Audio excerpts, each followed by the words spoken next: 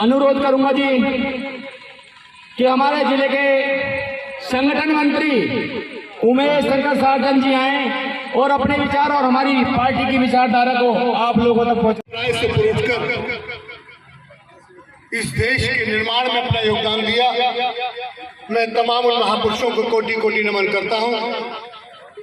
Azad Samaj party के राष्ट्रीय अध्यक्ष एडवोकेट चंद्रशेखर आजाद जी को अपना नेता मानते हुए मंच पर आसीन हमारे मार्गदर्शक वीर सिंह गौतम जी और हमारे जिला अध्यक्ष सुनील मंत्री जी और तमाम जिले के वो कार्यकर्ता जो तन मन धन से अपनी आजाद समाज पार्टी को अपने खून और पसीने से जो सींचने का काम कर रहे हैं, मैं आप सभी का हार्दिक दिल से स्वागत करता हूं।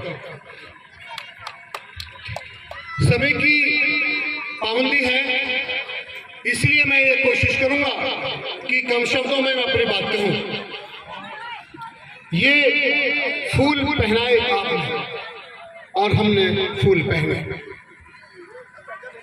ये फूल नहीं है, ये वो शूल हैं जिन पर चलकर हमें साबित करना है कि हम समाज की लड़ाई लड़ेंगे।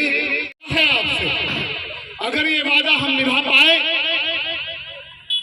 तो जब कभी हम मरेंगे तो याद किया जाएगा, लोगों की आंखें भी न हो जानी चाहिए।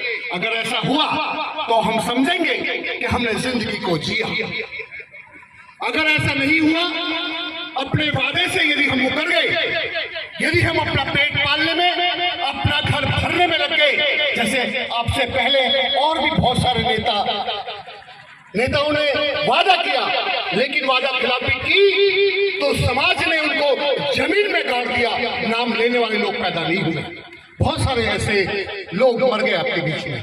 लेकिन कुछ फकीर इस देश में ऐसा भी पैदा हुए जैसे मान्यवर काशीराम साहब, उनके नाम पर पूरे देश में एक कमरा नहीं है, 2 गज जमीन नहीं है और उनके बैंक अकाउंट में जब गुजरे थे तो मात्र 1800 रुपए थे।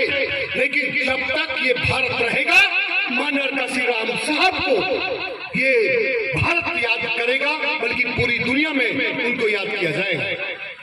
ऐसे ही बाबा साहब अम्बेडकर, ज्योतिबा फुले, राष्ट्रमाता सावित्रीबाई फुले और ऐसा हम समझते आज भाई चंद्रशेखर आजाद जुल्म के खिलाफ एक बुलंद आवाज है। लेकिन वो समय दूर नहीं जब उनको भी महापुरुष की श्रेणी में ये समाज रखेगा। हमारी नहीं है, आपकी भी है। यदि हमने कसम खाई है, मान्यवर वीर सिंह गौतम जी ने पहली लड़ाई लड़ी आपको सत्ता तक पहुंचाने में, गांव गांव गली गली पैदल घूम घूम कर आपको सत्ता तक पहुंचाया। और दूसरी लड़ाई भारत के संविधान को लागू करने के लिए फिर आपके बीच में गांव गांव गली गली जाकर 2-4 लोगों में बैठकर एक दूसरी लड़ाई के लिए तैयार हैं, तो हमको भी उनका साथ देना चाहिए। मैं सोचता हूं इस देश के निर्माण में बहुजनों ने कितना योगदान दिया। दलित, मुस्लिम और मजलूम लोगों ने इस देश को बनाया।